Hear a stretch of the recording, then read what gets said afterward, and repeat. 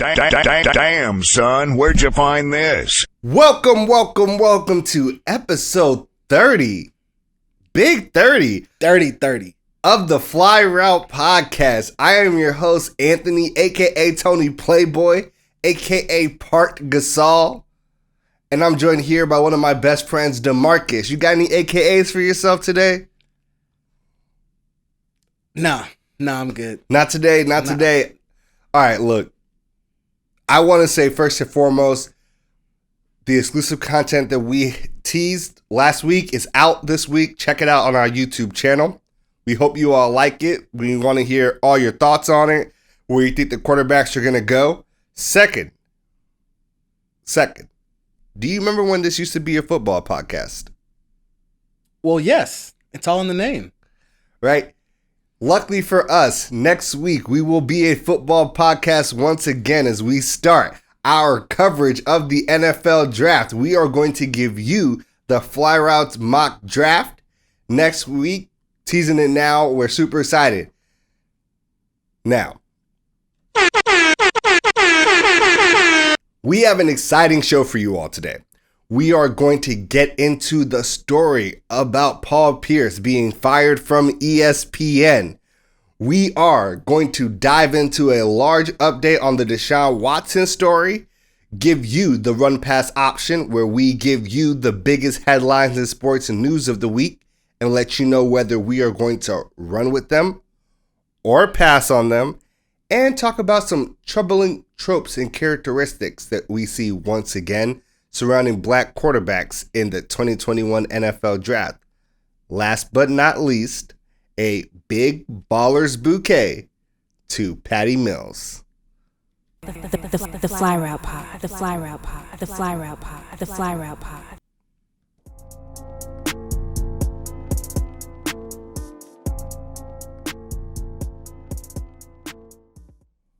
Welcome to the Tee-Off.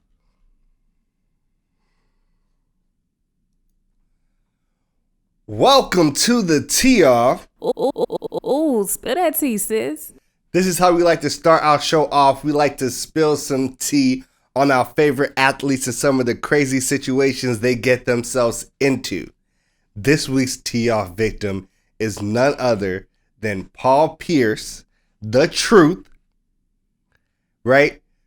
NBA champion, NBA Finals MVP, 10-time All-Star for the Boston Celtics, certified legend in the game, maybe the only man to ever defecate himself, fake an injury to be carted off, and then return to the game. You rolling your eyes. Because they don't love him like that. That's a great quotable by Draymond. But more importantly, victim, he did this to himself. Sometimes you're victims of your own circumstances. I guess. He told a little bit too much of the truth on IG, though. Oh, ESPN could not handle the truth. Quite literally. Look, for everybody who is not already familiar with what happened here, over the last weekend, Paul Pierce got on IG Live, was having quite a good night, some would say.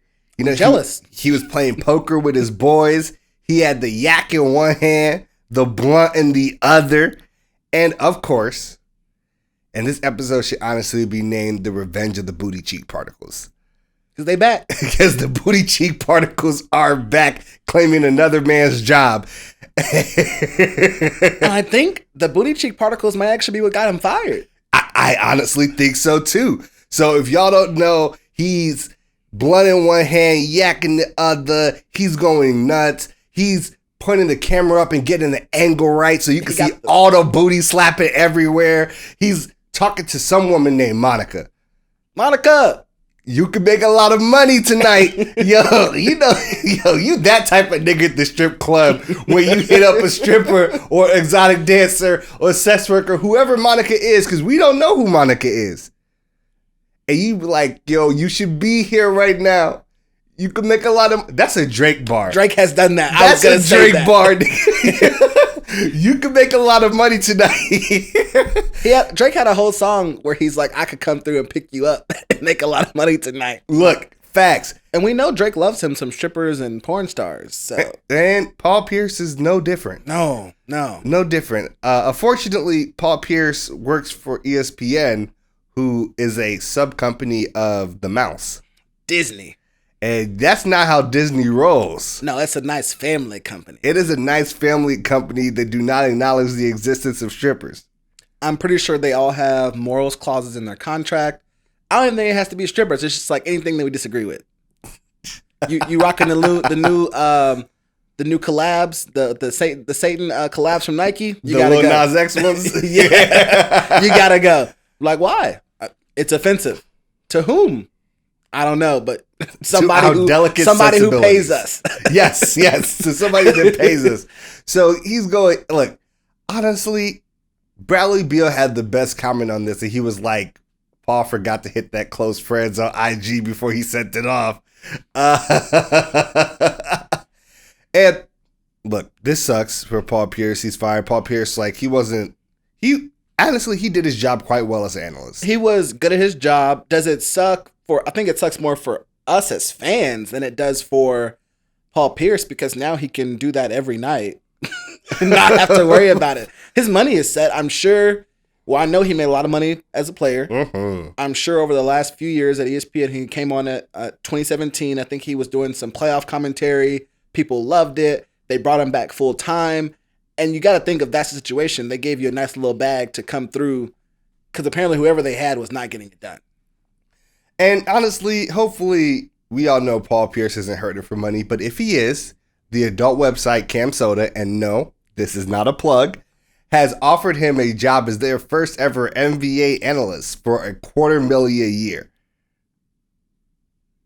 He could probably get a better offer from Barstool Sports. Honestly, that's what I think is going to happen. Paul Pierce seemed unbothered in his IG, Snapchat, whatever you want to call it, live video reactions. He's smiling. Because there's been no like official apology, have there? No. Yeah, when you ESPN just like, we parted ways with him effective immediately. Yeah, which was much, well, number one, very quick, because I think it happened on a Friday. He was fired on a Monday.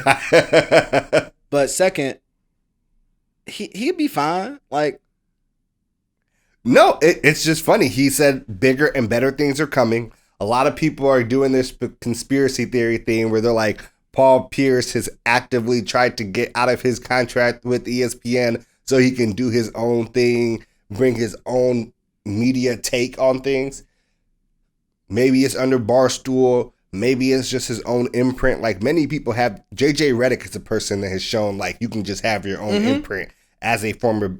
Well, he's still current. Well, hell, Shannon Sharp, 100%. So it's very interesting. I hope that his next endeavor, we get to see more of the real Paul Pierce in his authentic, exactly, in his authentic being. But the booty cheek particles. Something was very interesting to me. Someone made the analog to the fact that ESPN has Matt Barnes on frequently. Mm-hmm. If we're talking about the drink, if we're talking about the blunts, how does this apply to someone like Matt Barnes? Well, that's the thing. Well, Matt Barnes is a good example, but also Shannon Sharp, who regularly comes on with the Henny bottle, comes on set at Fox on live TV with a bottle of Henny, who goes on IG Live and Twitter and Facebook Live with a cigar, I will say, in his hand. A gar. It is a cigar. A gar. Yes. Some Black and Milds. But I've heard Skip with and the wood Shannon tips talk about eating gummies on live TV. So I don't think it was the alcohol, the drugs, or the anything else. I think it was just the strippers. I think that was the camel that broke the horse's back, so to speak, in this instance. I'm sure that's a bad analogy for this. But I think for ESPN, that was because Matt Barnes is Matt. We know who Matt Barnes is. He don't hide nothing. He will fight you. He gonna smoke some weed, and he like a little drink. His podcast is great. Fantastic. But he does all of that, and ESPN doesn't care, either because he has different rules in his contract or it was just a stripper. Because that's the only thing different from Matt Barnes or Shannon Sharp that Paul Pierce did. Man, so I think that we might need to start doing kind of one of these things where we tally how many jobs in the NBA and NFL are lost to the booty cheek particles every season. And it comes in different ways. Sometimes it's you have a stripper on your IG, as we'll get to later. Sometimes you maybe are accused of touching people who you shouldn't touch. I was going to go with Dwayne Haskins at the strip club breaking COVID protocol after his coach had... Who'd you think I was talking about? Because I didn't say any names. I had this particular story in mind, because this is not the first time we had to talk about the booty cheek particles here on the Fly Route podcast. It's also the side chick booty cheek particles. Those get a lot of guys. Earl Thomas learned about that. We had a lot of guys. The hard way. Mm-hmm. So we all have to start keeping track. I think maybe one of our great fans will do it for us and share it with us on Twitter at the Fly Route Pod. Let us know. Even estimate, how many jobs do you think are lost every year in this country to booty cheek particles? And that was your tee off. Ooh, spill that tea, sis. Spill that tea, sis.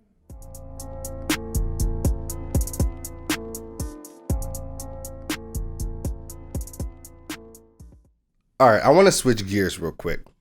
And I want to get into the run pass option for this week. The run pass option, where we give you the biggest headlines and sports news for the week and let you know whether or not we are going to run with them or pass on them. You can take this one away, DeMarcus. Yeah, I mean, the new thing, which has maybe been a little under the radar, is one of our favorite players, Aaron Rodgers, is neither running nor passing this week. He is hosting Jeopardy! What is your reaction to him hosting Jeopardy!, saying he might want to do it long term? Run or pass? I'm going to run with this because I love what Aaron is doing, because he saw Favre's playbook in this same situation, and he has learned from the mistakes that Favre made, and he is learning from some of the good tools that Favre put out. We all talk about Favre threatening retirement and how it was the way that he tried to put leverage on the Packers.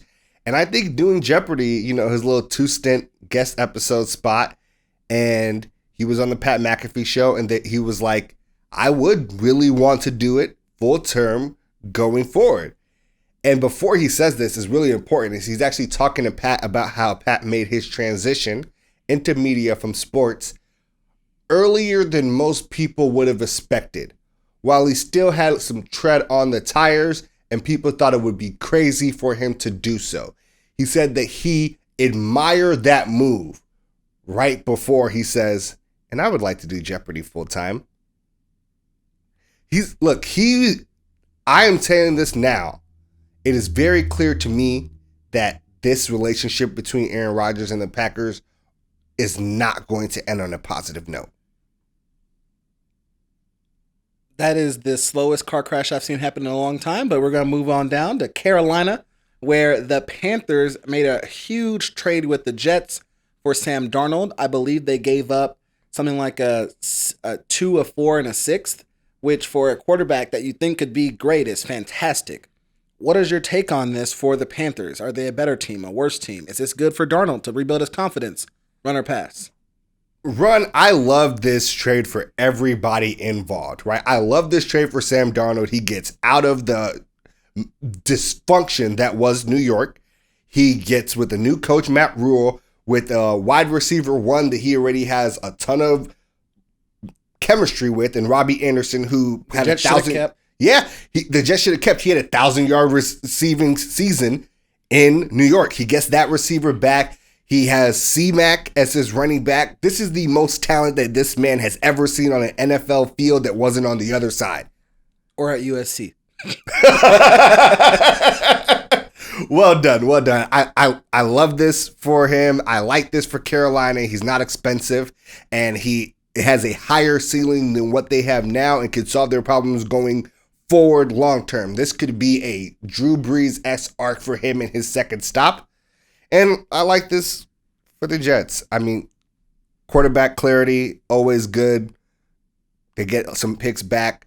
Next year's draft will be the 2nd and the 4th, which is actually going to be the picks that will probably matter. Absolutely. So we had a story last week in our RPO section where we talked about a recent kerfuffle between Kevin Durant and Michael Rappaport. We have a little update for you. on number one, the fines for KD, possible suspension, reactions from people around the league and the media. Give us the update. All right. So first and foremost is that KD was fined $50,000, which was funny to me because that was the same amount of money that Myers Leonard, if you listen to some of our past episodes, was fined for using a ethnic epithet against Jewish people. Now, that's funny because I don't think what KD did was anywhere near as bad as what he did. What KD did was in private, and it was not leaked. But as you may not know, or you may already know, Adam Silver, his only recourse is a fine up to $50,000. He can't fine any more. And he could fine less, but I guess would it really make sense to fine less to somebody so enormously rich? Yes. Like you're already just like pitching pennies in his pocketbook. But more importantly is Michael Rappaport tried to walk things back after KD got his fine. He was like, oh, I never meant for that to happen. You know, that's not what I expected. That's not what I wanted. You leaked this because you wanted KD to have some sort of consequence for that. Now, I can understand, and look, I like to see things from both sides. I can understand why when he leaked this, he did not think it would have taken the homophobic slant that it did. But you never know these days. I think he just thought people would be like, KD is wilding, consequences for KD wilding. He did not think it would take the slant that it did. And to be fair, I was surprised that it took the slant that it did. Mostly because like we wanted to have a larger conversation about whether some of these slurs were homophobic or were not. We cannot get into that conversation because we've recently learned a little bit about the rules and regulations on content on some of the platforms we are on, such as Facebook and Instagram, etc., and even YouTube to a lesser extent, which will flag and ban some content that we have that gets into a little bit more explicit conversation. So that might just be Patreon talk and in the future, but it is a conversation I definitely want to have. Absolutely. We'll try to keep it a little bit more clean. Maybe less direct quotes from such things in the future. I feel like we don't have a choice. We don't. The people who let us share our voices with you said you can't say that. So we can't say that. All right. Now that we're in the NBA, I want to switch to something that has a massive lighter note. Isaiah Thomas, IT, is back in the NBA. He had not played a single NBA game since the pandemic.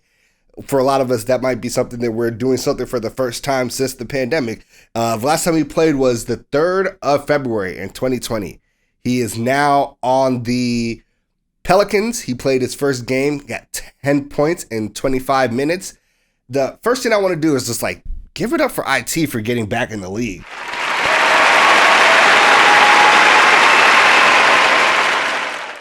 Pelicans are sitting about 10th in the West right now. Do you think IT can help them make a push for the play-in tournament, DeMarcus? Run or pass? Oh, run. I love this story. I love that he signed another contract. The IT story was fantastic. I feel like people took his story, squeezed it as much as you can until it was dry and was like, "We're done with you," and threw him to the garbage.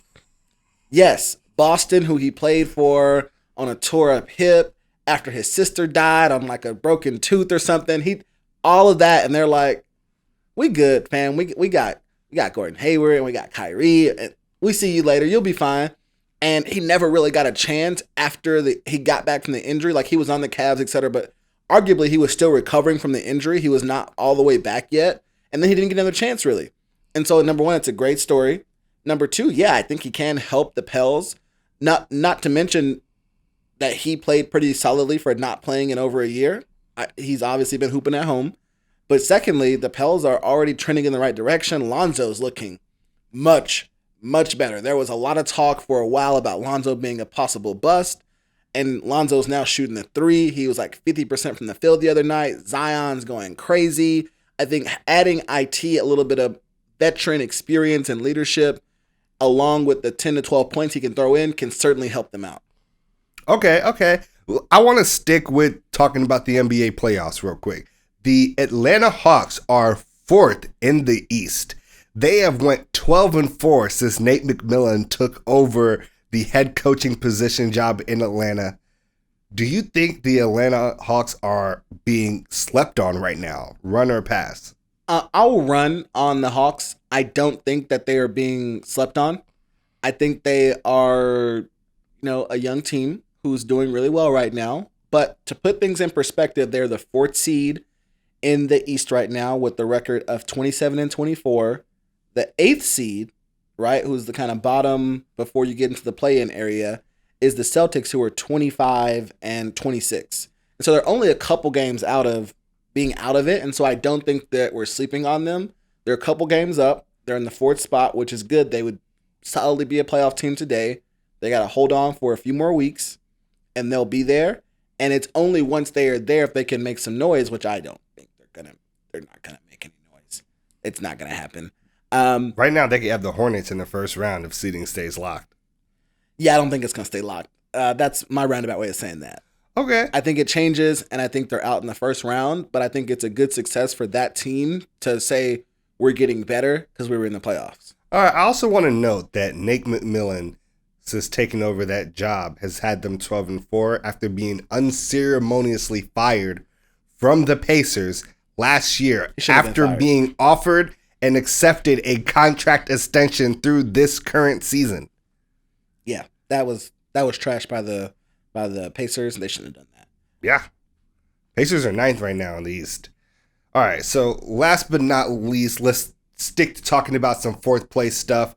I want to talk about the Atlanta Falcons, who currently pick number 4 in the NFL draft. There's a lot of talk about them possibly trading the pick, maybe keeping it. We know people are thirsty for QBs right now. The first 3 are expected to be quarterbacks off the board. Do you think Atlanta should trade their pick or stay at 4? What's the fly route? I think Atlanta should keep the pick and take a quarterback. Any team that they are going to possibly even trade with is only coming up to 4 for a quarterback. Some have said that the number 4 pick is really the first pick in the draft because the first 3 are already done. And so I think the best thing would be to stay at 4, pick a quarterback, keep him for a year or 2 under Matt Ryan, maybe just a year, let Matt Ryan go, and then put together the new administration, so to speak. What I think they will do is, what I'm hearing is there's disagreement between the head coach, Arthur Smith, and the GM. The one thinks they should get a quarterback. The other thinks they should just take the best player available. I think they should take the quarterback. A lot of people think they should just stay at number 4 and draft Pitts, the tight end out of Florida, who is the quote-unquote best pass catcher in the league and would make their offense even more lethal with Calvin Ridley and Julio Jones. I think the fly route is stay at 4, take the quarterback, but if they trade back, they possibly 7, 8, 9, they're still high in the first round and probably get another first-round pick back. So the options are open. I think there's not a lot of bad they can do. They can certainly mess it up, but the chances are they'll do something really good with this.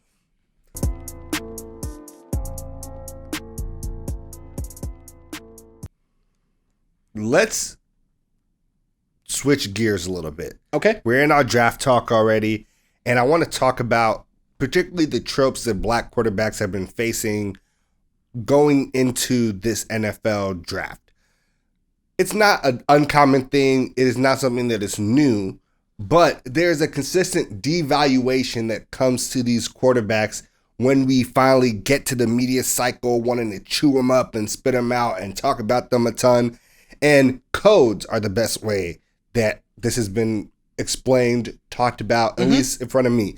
So usually they want to have a code for this quarterback is dumb. So they'll say he has trouble processing defenses or getting through his reads. They want to say this quarterback is lazy. They'll say, oh, I don't think he really has a love for the game. He isn't a person that loves to study the game. You know what I'm talking about? I know. They want to say he has character issues. They'll be like, he was never a really great leader in the locker room. Like, this has been a big thing. And particularly as of late, this has been a thing impacting Justin Fields. For years now, people have said Justin Fields, Trevor Lawrence, 1 and 2 in the draft. These are the talents for these quarterbacks. And over the past couple of weeks, We've seen a lot of people saying, I'm not sure about Justin Fields' processor, how he reads defenses, and he's starting to drop down. Before, people were saying it's 2, then it was 3, then it was 5. Then there's 4 other quarterbacks that are better than him in the draft. Where are you at with this? I think there's always some truth to this. I do think occasionally it's certainly possible that some of these quarterbacks are not able to read defenses as well. That is certainly a possible realistic criticism of them. The part that's more concerning is things like character issues, for example. The first would be, even a comparison between Justin Fields and Mac Jones I've saw on social media. They're like, their character concerns around Justin Fields. We're like, okay, well, if that's true, let's talk about Mac Jones' DUI. Wait, Mac Jones has a DUI? Apparently. Never even heard of that, did you? And there is literally no way that could have been Justin Fields and we would have not heard of it. Oh, no. And so that kind of thing I think stands out and is more egregious. And I have not done a bunch of independent research, so Mac Jones may not have a DUI, but everything I said, the meme actually said 2, and someone in the comments was like, nah, he only has 1. But that makes me feel very confident. He at least has the ones for me to say that here. And so I think that kind of thing is more glaring for me because there are no character concerns for Justin Fields. He is a fantastic athlete, has been nothing but a model citizen at Ohio State, etc. If you want to criticize something on the field, do that. But I have seen nothing that justifies any criticism off the field. And Mac Jones is the quarterback people are calling cerebral, brilliant, best processor I've seen in the last decade. And we talked about this. If your receiver's 12 yards open, you better process, right? Like, come on. But I do think there's a lot of truth to this. And I think the way they've talked about this has changed over the years. Before, in the NFL, the Wonderlic test was the big thing. And they would say, oh, his Wonderlic score is low, or, we hear he's not doing so well in his classes, or there was always something to try to make them sound dumb. And to be honest, most of the things that they try to measure to determine a quarterback's intelligence don't actually measure a quarterback's intelligence. Have nothing to do with Can playing you football. play football? Can I watch tape and see you tear up a defense? That's all I got to know.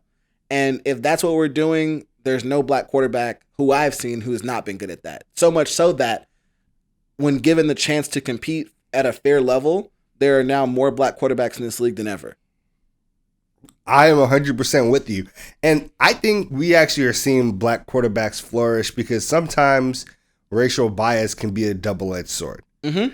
We are seeing that when black quarterbacks are touted, it's usually because they have just extreme, ungodly offensive gifts, like athletic gifts. Ability. Sorry, Mm-hmm. thank you. Mm-hmm. Athletic abilities. It's never because they're smart, they're cerebral, they're brilliant, they're great processors, studiers of the game. So the quarterbacks that are black that we generally see shoot up the board are just like Vic-esque, DeMarcus Russell-esque. They're the guys that are just like physically big, strong, fast. Can't miss it. Cam Newton. Exactly. And they're never the guys that could break the game down with their mind. And we are starting to see those quarterbacks, especially as of late, fall a little bit further down in the draft and have a lot more success because of it, because those teams later on in the draft are just better organizations. Well, that's why they're picking later. But even the quarterbacks who are less athletic ability and who are established in the league already, who are black, don't get the credit for not being the passer. So, for example, and you're gonna hate this, but Dak is not a super athlete. Dak does not have a Patrick Mahomes arm. Everyone thinks Dak is trash. They're like, he is maybe the 16th best quarterback in this league. And I'm like, what are you smoking? Yeah, you remember when they would say he was the worst quarterback in the NFC East? Yes. He is quite literally today the best. You people were wrong. Carson Wentz was trash. Whoa, we'll see. The book is still out to be written on Carson Wentz. Okay, that's fair. But I will say similar kind of thing. Even for Russ, it's let Russ cook, but it means let Russ run around. Yes. And when Russ wants more input, it's very hard for him to get it somehow. So we see them fall to better situations, which is great. Lamar Jackson was a big one for me. Somehow he fell all the way to 32. Mm-hmm. All the way to 32. And despite Heisman, despite tearing it up at Louisville, all of that. And to be fair, it sucks to see that happen to someone like him. But sometimes you're just like, well, I'm happy that you fell because you went to a place where somebody was willing to build around you, was willing to invest in you. Somebody was like, we cannot believe somehow you got to us because we saw the truth. And you remember when I had the conversation with the chief diversity officer of the NFL, and he was just like, diversity makes your organizations better? This might be that example here. Diversity makes your organizations better because someone sees past the tropes. Especially John Harbaugh was one of these people, especially early in Lamar's career, who's like, I am tired of all the coded language. Lamar Jackson is a quarterback and a fantastic one. And it's just like, hey, maybe they end up in better situations because the people who do not hold or listen to those internal biases will take them once they fall. Well, even when the black quarterback like Lamar Jackson is an athletic specimen who is just gifted, who's dripping in talent, they say, well, why don't you play tight end for us? Or wide receiver. Or running back or some other position. He's like, I'm a quarterback. And this is a question asked of black quarterbacks all the time. Go back to Cam. I think people said Cam should be a tight end. And I'm like, Cam should not be a tight end. Cam is a quarterback. Is he a statue going to stand in the pocket and throw the football quarterback? No, that's not him. That's not what he do. But can he win some games? Absolutely. Can he be MVP? Yeah. Can he get you to a Super Bowl and possibly win one? I think so. And I think he proved that over his career. Yes, Cam was the number one pick. People are probably going, oh, Cam. But he was still talked about the same way. People still asked him to switch positions. He still had his quote-unquote character concerns, which were, in a lot of instances, they were real. They were legitimate. There were some things there. But some of it's just like, okay, those are little small things that happen when you're 18, 19 years old. It doesn't tell you. Little small things for those quarterbacks. Oh, no. It's the Jameis Winston stole crab legs. Okay, come on, bro. That was some stupid ass. Come on, bro. That was dumb. I think Jameis stood on the table in the dining hall and yelled out a B word. I think that was one accusation of Jameis when he was at Florida State. So those things are certainly real and they happen, but they are usually taken way, way, way out of proportion. So we're seeing it again this year. I think we will continue to see it until people on TV are really able to have a conversation about implicit bias in the media. All right, I'm feeling it.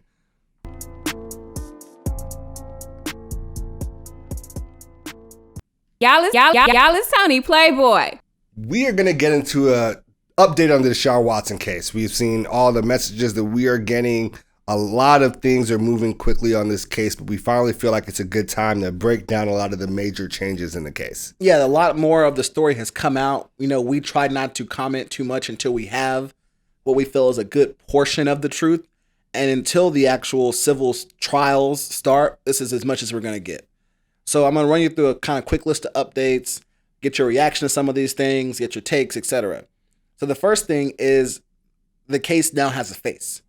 A couple of women made statements, including one on camera who goes by the name of Ashley Solis.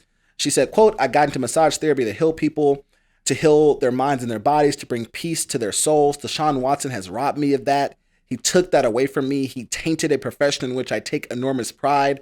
I suffer from panic attacks, anxiety, and depression. I'm in counseling as a result of DeShaun Watson's action. I hope he knows how much pain he's inflicted on me emotionally and physically. And I hope he knows how much pain he's inflicted on these other survivors. End quote. But also, people say I'm doing this just for money. That is false. I come forward now so that DeShaun Watson does not assault another woman. So in addition to it having a face, the number of cases against him is now up to 22 civil cases that have been filed. Ironically, 18 different women have signed statements in support of DeShaun Watson. Supposedly, these are other massage therapists who have worked for DeShaun over 100 times in the past year. Man, I want to talk about that. I felt you might. I want to talk about that because, God, that seems so tone deaf. Like, the idea that you did not assault this group of women means that you have obviously never assaulted any women is both a logical fallacy, but also a very dangerous one that is sad to see that's what your defense team came up with. Like, how much do you pay these dudes?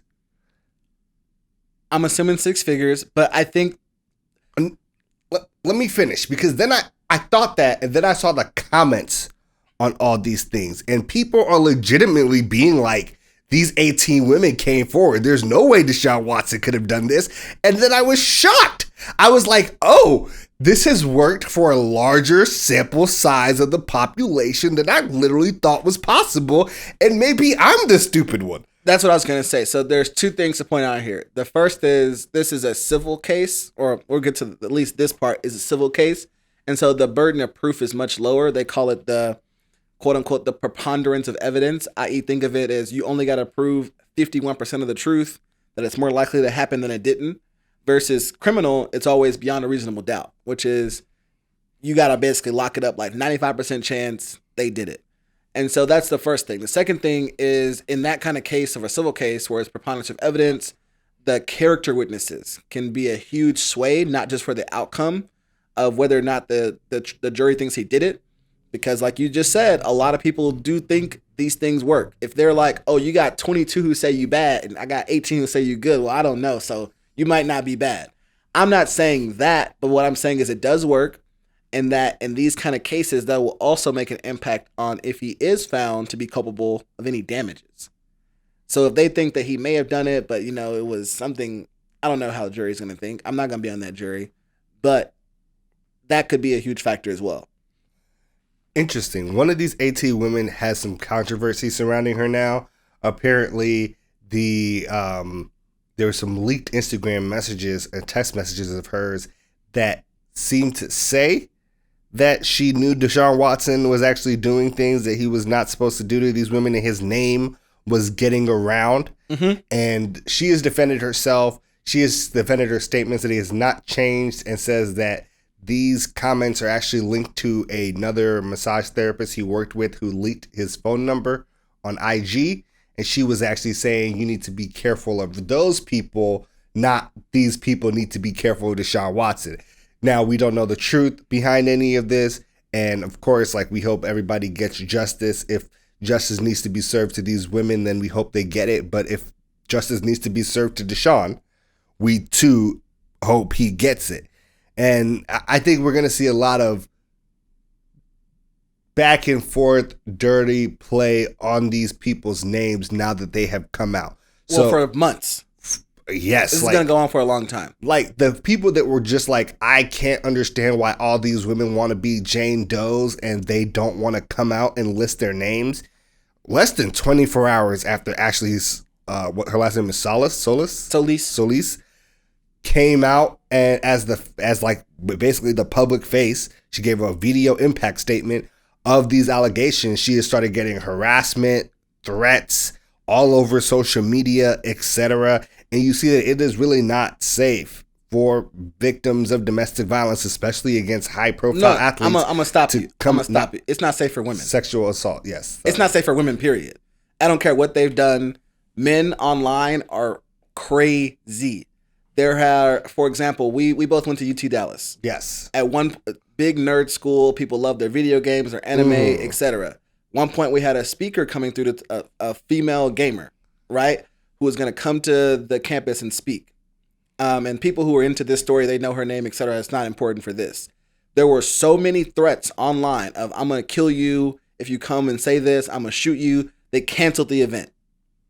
So this is not survivors of sexual assault or domestic violence. No. This is women are not safe online. Y'all need to stop being like this. You can't just we know people are ratchet on social media anyways, but men attacking women is almost always too far. And not to mention, like, if you talk to any of your female friends who maybe are single and dating and on Tinder, just the things that guys who are or think they're being nice say are wild. That is actually one of my favorite things, is that I just want to see the screenshot of what this dude did, and because it's almost always wild. Yeah, how did you garner up the nerve to say this, and why did you think it would work? So that's why I'm like, nah, people online are crazy, period, and women are not safe online, period. So let's continue though, right? I got more updates for you. Okay. So the Houston Police Department has also said they've opened an investigation into Watson. They won't say what it's about, but we not dumb. There's that. The NFL has also opened an investigation, and it's likely that DeShaun will be placed on the commissioner's exempt list soon. It still bothers me, even though I'm not like put DeShaun Watson on the commissioner's exempt list. It bothers me that he is not on the commissioner's exempt list just because of what happened. Pinnacle episode. He did what for a knockoff Richard Millie, right? Quentin Dunbar and It's not important. Quentin Dunbar is the one that ended up getting put on the commissioner's exempt list after these charges became public. Mm-hmm. Now, the only understanding I can get for this is the difference between a civil and criminal charge investigation actually happening. Could explain the delay in the NFL action and the fact that things were only civil up until recently. But it is surprising how quickly someone like Dunbar, who is not a star, landed on that list versus someone like DeShaun Watson. Yeah, this is not official, but as someone who's followed the NFL and their actions with this over the past 7-8 years or whatever, I think these cases will take a long time to play out. And if it does, I don't think DeShaun plays this season. It's totally possible. Okay. We're not talking about it, but all the trade rumors for him have stopped. We're just focused now on the case. It is hard to try to give up a haul for that guy Houston at this point. They should have sold it. They should have been like, whoever offered last, I'm sending him your way. They're looking real bad on this. I think he needs to move out of Houston no matter what now. Whether or not they get anything for him, whether or not he's cut, traded, whatever. He's got to move out of Houston for a lot of reasons. The next kind of big thing is he's losing money over this. A lot of money. Yes. So there's been a lot of stories come out about his different endorsement deals this past week. I think I have a pretty comprehensive set of what his deals are and what ones are suspended and or terminated. So Nike has suspended the relationship with DeShaun Watson. So not done yet. I think Nike's kind of waiting to see how this plays out. You get no more bread from us until we find out how the law feels about this. Now, Beats by Dre has terminated their contract with DeShaun Watson as a client or someone who endorses their product. So those are the kind of big two.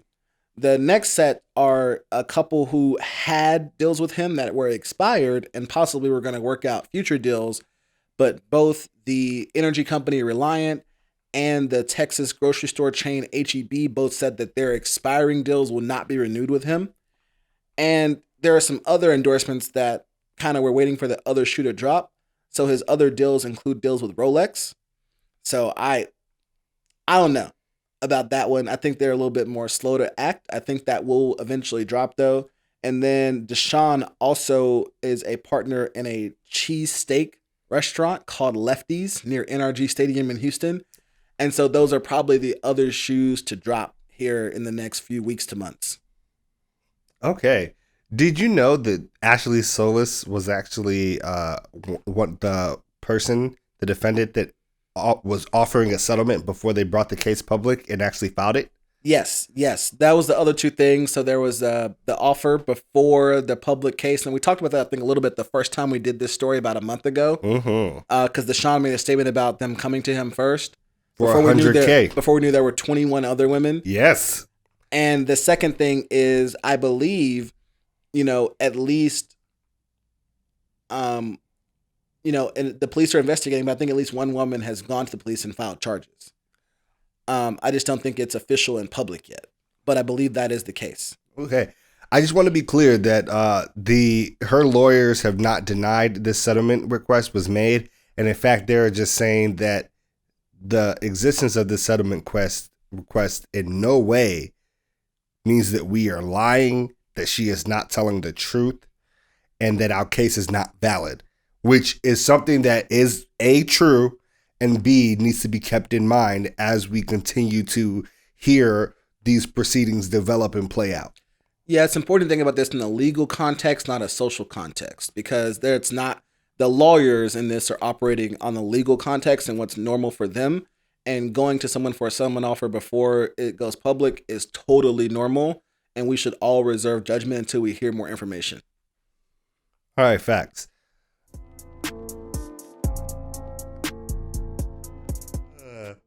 What's up, Playboy? All right, welcome to the final segment of our show, the heart of our show, Ballers Bouquets. Too often in the media, people only focus on the negative and salacious things athletes do and never want to give them their credit where credit is due. Here, we like to make a change. We are going to make a big change because today we're talking about a subject that doesn't usually come up much on the Bouquet or on our podcast in general. Players who don't come up much, and in general, people who we don't talk about very much. And that thing that is, uncommon is actually, I'm about to talk about it, is the Indigenous Basketball League of Australia. Which is like, oh, that I haven't heard of that. That must be new.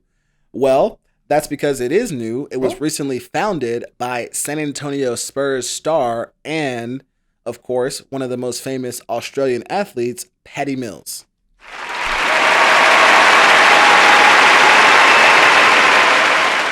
So in February, the Indigenous Basketball Australia, which was founded by Patty Mills, it helps provide pathways for Aboriginal Australians to play basketball. They had their first ever community basketball league for players aged 14 and under in 8 locations across Australia. The tournaments, quote, preserve and celebrate Indigenous cultural practices, focus on basketball development and life skills education, including mental and physical well-being, as well as strengthening individual identity at a critical age. Mills also partnered with the NBA and the Junior NBA to announce the National Indigenous Basketball Tournament at the Gold Coast in Queensland, which I'm trying to go there. That's the runaway. Have you seen Ozark? Like the Netflix show? Yeah. That's where they talk about getting away to. Oh, so okay. I'm trying to go to the Gold Coast and watch some basketball. That's connected. Yeah, I know that seemed random. And so it actually takes place, I think, this coming up weekend in April. And it'll be for on and off the court development opportunities for 48 boys and girls. And, this has been an amazing thing for people who are watching who are like, who are the Aboriginal people? Well, these are the Indigenous people of Australia and New Zealand who were treated very, very harshly by the Australian government. They had a terrible family separation policy where they re-educated the children essentially to assimilate into white Western culture, etc. I believe Patty Mills himself is Aboriginal or has a connection there through blood. And so I think this is an absolutely great thing, both to bring attention to this, because I would imagine most people outside of Oceania don't know anything about Aboriginal people or what Indigenous people outside of America look like, talk like, think like, etc. So huge shout out to Patty Mills for bringing this to our attention. It lets us talk about, number one, Indigenous people on this show, but more importantly, Aboriginal people who we've never talked about at all or got even close to before whatsoever. Nice.